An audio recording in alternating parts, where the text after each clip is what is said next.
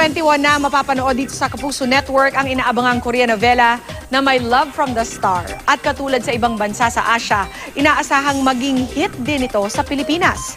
Ano nga ba ang dahilan ng pagkahumaling ng mga Pinoy sa Korean novelas? May chika si Katatibayan. Tila aso't pusa ang gagampan ng mga role ni Kim Soo-yoon at Jun Ji-yoon sa inaabang Korean series na My Love from the Star. Sa isang eksena mula sa Korean novela, may kitang nairita ang karakter ni Soo-yoon dahil sa sobrang ingay ni Ji-yoon. Kaya naman sinugo ni Soo-yoon ang unit ni Ji-yoon. Pero ang komprontasyon, nauwi sa paghinga ng sama ng loob ni Ji-yoon dahil sa inaabot niyang stress sa buhay artista.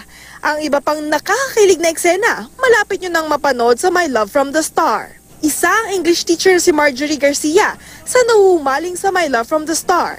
Avid fan siya ng mga Korean novela at K-pop group simula nang mapanood ang Korean novelang Autumn of My Heart sa GMA. Hindi nga raw niya palalagpasin ang seryeng pinagbibidahan ni Kim Soo-yoon at Jun Ji-yoon. Ngayon ako nakita ng ganong klaseng drama sa Korea na about aliens kasi bira silang supernatural eh. Ayon sa pop culture expert na si Michael Andrada, dekada na raw nang simulang yakapin ng mga Pinoy ang kultura ng mga Koreano. Kung tutuusin pa nga raw, ay hindi naman daw nalalayo ang pag-uugali ng mga Pinoy sa Koreano. Sa mga Korean novelas, madalas ding isinasalamin ang iba't ibang klaseng pagmamahal na sadyang mabilis raw ikarelate ang mga Pinoy. Meron kasi yung formula ang mga Korean novelas. Sa particular, nandyan yung bawal na pag-ibig. No? Nariyan din yung pag-ibig na ipinaglalaban.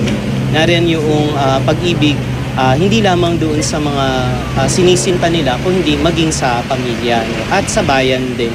Ang kwelang love story na My Love from the Star, mapapanood na sa GMA simula April 21. Katatibayan, updated sa Showbiz Happenings.